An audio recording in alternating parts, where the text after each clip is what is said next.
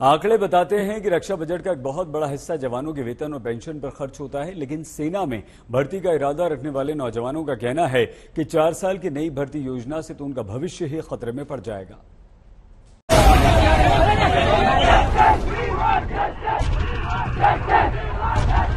हमारे साथ ये धोखा हुआ है।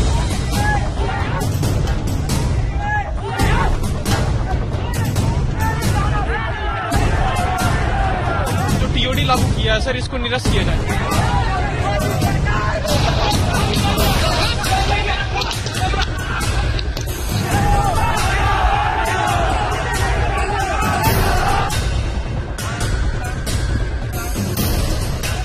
रक्षा मंत्री राजनाथ सिंह का संदेश आया। युवाओं के भविष्य को ध्यान में रखते हुए और उनके प्रति संवेदनशीलता दिखाते हुए प्रधानमंत्री जी के अनुमोदन पर सरकार ने फैसला किया है।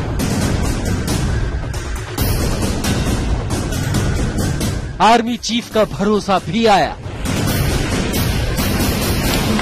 मेरी यह राय है कि उनको यह स्कीम के बारे में पूरी तरह अभी तक जानकारी सही तरह से मिली नहीं है। एक बार ये समझ जाएंगे पूरे स्कीम के बारे में तो उन्हें विश्वास होगा कि यह स्कीम न सिर्फ युवाओं के लिए बल्कि राष्ट्र और भारतीय थल सेना तीनों के लिए फायदेमंद और जरूरी है। थल और वायु सेना अध्यक्ष भी बोले, नई योजना फुल प्रूफ है। हमारी यूनिट्स और फॉर्मेशंस इस परिवर्तन या अग्निपथ स्कीम को अपनाने के लिए पूरी तरह तैयार और उत्सुक है। हमारा ये भी प्रयास है कि जल्दी से जल्दी हमारे आखिरी जवान तक इस स्कीम के बारे में हम जानकारी उनको प्रदान करें। भारत सरकार ने अग्निपथ योजना की घोषणा की है, जिसके द्वारा नौजवान आर्म फोर्सेस में भर्ती हो सकते हैं।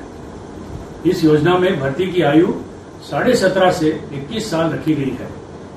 मुझे ये बताते हुए खुशी है कि पहली भर्ती के लिए उम्र की अपर एज लिमिट 23 साल कर दी गई है। इस चेंज से नौजवानों को फायदा होगा। मेरे ख्याल से ये बहुत ही ट्रांसफॉर्मेशनल और बहुत बढ़िया स्कीम है।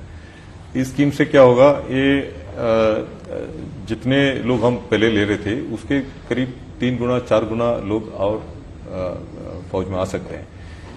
इसमें से अभी सबको ज्यादा लोगों को मौका मिलेगा। लेकिन नई भर्ती योजना को लेकर नौजवानों को समझा पाना सेना और सरकार दोनों के लिए बड़ी चुनौती बनकर खड़ा है। जिस अंदाज और जिस हद का विरोध हो रहा है उससे सरकार के माथे पर शिकन साफ दिख रही है। सवाल है कि आखिर ऐसी क्या मजबूरी थी कि सरकार को सैनिकों का कार्यकाल घटाकर 4 साल करना पड़ गया। जवाब है वेतन और पेंशन पर होने वाला बड़ा खर्च। मोटे तौर पर रक्षा बजट का 23% हिस्सा सिर्फ पेंशन पर खर्च हो रहा है। इसके साथ रक्षा बजट का 31% सैलरी पर भी खर्च करना पड़ रहा है, यानी कि रक्षा बजट का 54% हिस्सा सैलरी और पेंशन पर खर्च हो जाता है। शायद सरकार की सोच है कि वेतन और पेंशन पर खर्च होने वाले पैसे को बचा लिया जाए, रक्षा विभाग को आर्थिक तौर पर सेहतमंद किया जाए और इन दोनों मदों में होने वाली बचत को सेना को मॉडर्न बनाने में लगाया जाए, रिसर्च पर खर्च बढ़ाया जाए, हथियारों की खरीद पर होने वाला खर्च बढ़ाया जाए। बताने के लिए सरकार के पास दूसरे देशों की मिसाल है। मसलन यूनाइटेड किंगडम अपने रक्षा बजट का 14% खर्च पेंशन पर करता है। अमेरिका केवल 9% खर्च सैनिकों को पेंशन देने पर करता है। रूस अपने कुल रक्षा बजट का 8.2% खर्च पेंशन के लिए करता है। ये वो विकसित देश हैं जिनका रक्षा बजट विशाल और अकूत है। ये देश रक्षा पर अंधाधुंध पैसा खर्च करते हैं। दुनिया में कुल मिलाकर जितना पैसा डिफेंस बजट पर खर्च होता है उसमें 39% अमेरिका का हिस्सा है, 11% चीन का, 4% ब्रिटेन का और 3% भारत का हिस्सा है।